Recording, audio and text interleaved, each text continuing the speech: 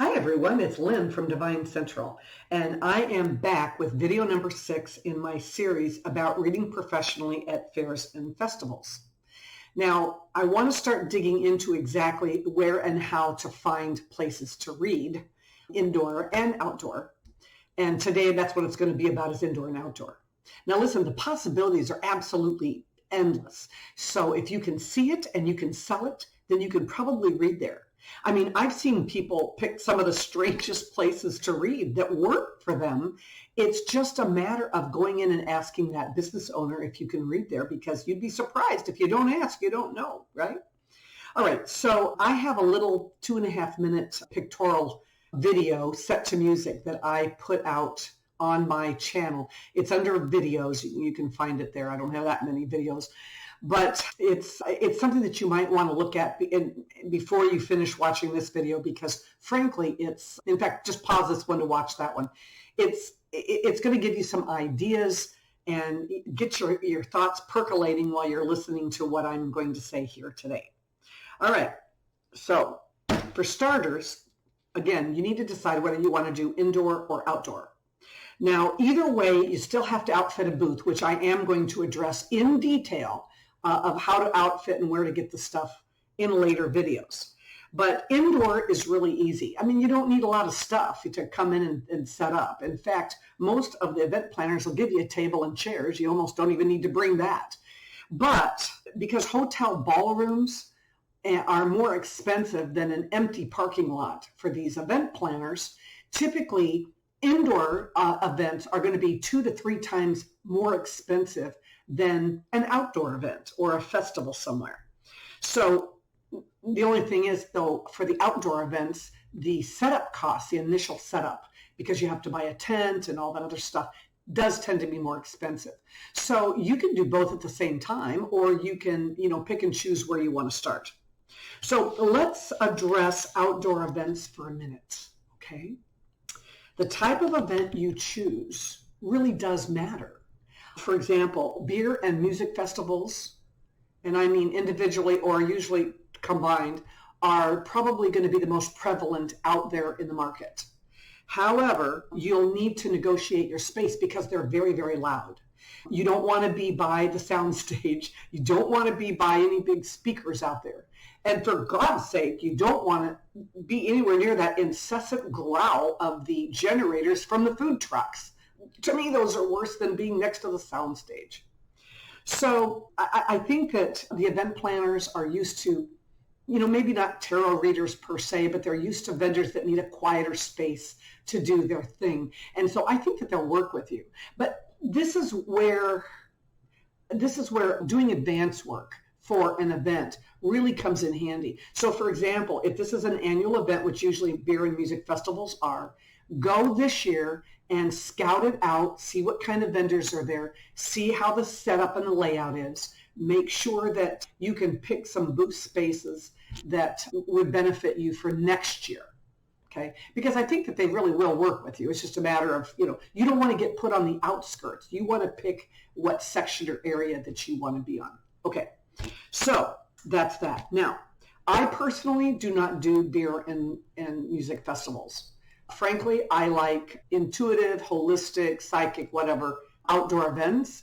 I like markets, like Sunday markets. They're becoming very popular. I like doing grape stomps at wineries.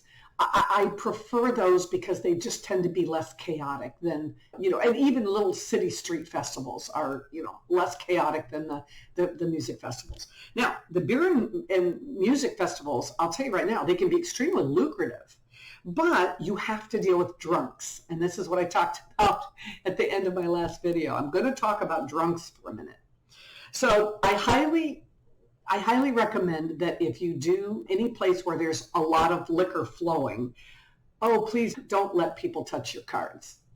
In their inebriated state, they can manhandle and damage your cards. They can crease the cards by trying to shuffle them, or worse, they can try to riffle shuffle and have a 78 card pickup. And if you've got a wet day that day, you could, have them on the ground in the rainwater or mud or whatever. So you really don't want them touching your cards. There are ways, if you are one of these readers that you want to infuse yourself or infuse them into your cards, I can show you ways of doing that at a later date, or write to me and I'll talk about that later. Anyway, I think that that's important. It's also important not to let them, put their drinks on your table, obviously, because there's a quick way to ruin the whole deck, right? If it falls over and gets all over everything. And by the way, make sure you always bring more than one deck, just in case something odd like that does happen. All right. So one of the things that, let's talk about, should you even read drunks in the first place? I say absolutely. I mean, why not? I like to jest with them that the more they drink, the more brilliant I become. And, they laugh, they think it's funny. And I got that from Jenna Matlin. She wrote the book, Have Tarot Will Travel, and it's about doing festivals and outdoor work. And it does work. It does work. It lightens the mood and makes it fun. But at the same time, you do walk a fine line here, because drunks can be unpredictable, right? You could say or do something that might just set them off. And that's when it's really important for you to know where is security in this whole event, and get to know the vendors. Introduce yourself to the vendors on either side of you, across the street or the walkway from you. Make sure that you have some kind of a support system in the event that you need somebody quickly. They'll come to your rescue. So I guess bottom line is there's safety in numbers. Now I want to talk to you for a minute about Sunday markets. They have become really, really popular. It's kind of amazing that they pop up. It's kind of like a flea market. You get food vendors, you get craft makers, you get all kinds of crazy things. I've seen a lot of crystal sales at those events. Not a lot of readers, which makes it kind of a fun thing, because you get to be like the only one. The one I did in Houston, we were in Houston, we traveled in a motorhome until just recently. And we spent 4 months in Houston last winter, and I found a Sunday market at a large grocery store. It was in their side parking lot. It was every Sunday. And it was located kind of between two really large churches. And there were like 2 blocks on one direction, 2 blocks in the other. And so midday, when church let out, we would get a lot of churchgoers coming to do their grocery shopping. And when they'd see all the colorful tents and the activity, they would come in, most of the time with children. And I have to be perfectly honest with you. I felt like they would look up at my, tarot readings today sign, and they would kind of, shuffle their children off in a different direction. They wouldn't make eye contact with me. So I got the feeling they weren't real excited that I was there. But you know what? It's one of those things where you have to test it out. You have to see. I spent several weeks and found that it just wasn't my crowd.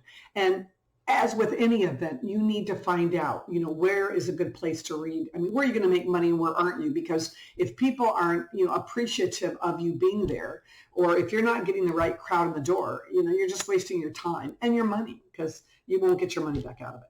Now, I have a friend, Dee, in Minnesota, that actually found a Sunday market in a suburb of Minneapolis that worked out great for her until it didn't. And I'll tell you what it was. She was getting really good readings and really good responses until after Labor Day. And the market just fell out for her. It was after school started, for some reason, it was done. So she'll be back in the spring. She quit doing it then. But, that was a small market, but it drew a lot of people for her. So, you just have to figure it out. Now, I have an interview coming up with her in an upcoming video, and so it'll be kind of fun. Her and a lot of other people to see how they do what they do. All right, so my final point about outdoor events is to make sure you can afford to lose your booth fee. Indoor events in snow country, if you are fighting a snow blizzard to get an hour and a half down the road to where you're supposed to set up and do your show, and it's difficult, I can pretty much guarantee you that you're going to have a really soft turnout of of attendees. So it might be in your best interest to forego your booth fee and not go. Now, that agitates a lot of the event planners. Sometimes if you're a no-show, you're done with them forever and they won't let you back in. And you've got to find out in advance how they feel about inclement weather. But typically what I do if I know the weather's going to be bad is I just go the night before and get a cheap hotel, and stay the night. It's safer, and then at least I'm there. But I'm not going to give up a $150 booth fee because of a little snow or even a lot of snow. I come from snow country, so not willing to do that. But if you've got an outdoor event, you have to understand that the biggest problems or the biggest challenges that you're going to have are going to be wind and rain. Now, remember I was talking about that Houston market? Well, in Houston, actually in all of South Texas, it's every day is either breezy, windy, or gusty. And I had purchased a smaller tent because I didn't bring my big tent with me. I purchased a little 8-foot canopy tent that had no sides on it. And I have a big mandala backdrop that I hang. And I looked at the weather. It was supposed to be, 5 to 10, mile an hour winds. No rain, no storms in sight, and all of a sudden, about 2 o'clock in the afternoon, here are these dark clouds on the horizon, and they're coming in fast. And my husband happened to show up shortly before that happened, and we were standing in the booth talking, and I started packing up a lot of my small things and taking things down and getting prepared because it looked like we might have to do a quick pack up. And I'll tell you, it came faster than I had ever imagined. And as the front came in, the winds picked up. Thank God I had most of my stuff picked up. My husband and I started packing up everything else. And we had everything in the middle of the booth. The bag, the tables were folded, the chairs were folded. Everything was down except the back mandala. And boy, here came this rain. And I'm telling you, I've never seen anything like it. We must have gotten an inch in like 25 minutes, and it was blowing straight at us and in the wind. And we looked like drowned rats sitting in the middle of this little 8x8 tent. I mean, it was raining so hard, we couldn't even get to the car to pull the car up to load up. It was that bad. And of course, it took days to dry things out. Actually, some of the things it did, I took the top of that 8x8 tent, and it's like a canvas type thing. And I took it into the RV park laundry room, and I actually put it in the dryer and dried it because it was so wet out. I couldn't lay it out. And you never want to put those away wet because they will mold and it will look really bad and smell bad. Okay. So that I would say also, do your advance work. Make sure that, where you are is going to be a safe place. My very first attempt at an outdoor event was at a winery, and they put us out by this drive coming in, by a beautiful pond, up the drive coming into the winery. And we could all park our cars right there to unload and set up right by the roadside. Well, we had an RV, and I'll tell you, it was so darn windy that it was the RV that kept my tent, my brand spanking new big tent, from blowing away. Other people were literally tying their tents to their pickup trucks or whatever they came in. And management came along and said, hey, y'all have to move all your cars down to the back 40. And we all said, no way. If we're going, our tents are going, because we knew we were going to end up in the pond or ruining a tent. So when you have a $50 fee and you have weather that is going to damage your equipment, you need to be in a position where you can lose that $50, because it's more important to save your $700 tent setup for a different day, right? For another time, than to have to destroy it on the first time out. So I learned lessons from those. I learned two things, very important things from the winery. My first event, I learned to do my advance work and be very cautious about where I committed to if I'm out in the middle of nowhere. I really need to know that there's some kind of protection from the wind. The second lesson that I learned was I quit bringing so many little crappy things to my booth. You don't need to fill up your booth, because it just takes that much longer to close up if you do run into a problem. And finally, make sure that you bring, a little baggie of stones and crystals so that you have something to hold cards down, because even in a 5-mile-an-hour steady breeze, it can wreak havoc with your cards. So let's see. What else? I wanted to talk about being prepared for the space that you contract with. This usually isn't a problem when you're first starting out, because you don't have a lot of stuff, right? A lot of readers come with a small table, a couple of chairs, a tablecloth or a reading cloth, their little table sign for their price, their cards, and that's pretty much it. You develop your booth over time, but space can be really tricky for you and for your fellow vendors. So I'm going to go into that here in just a second, but let me say outdoor events are not as hard. You are typically given a 10 by 10 or a 12 by 12 space. 10 by 10 is most common because that's the standard size of a traditional presentation tent.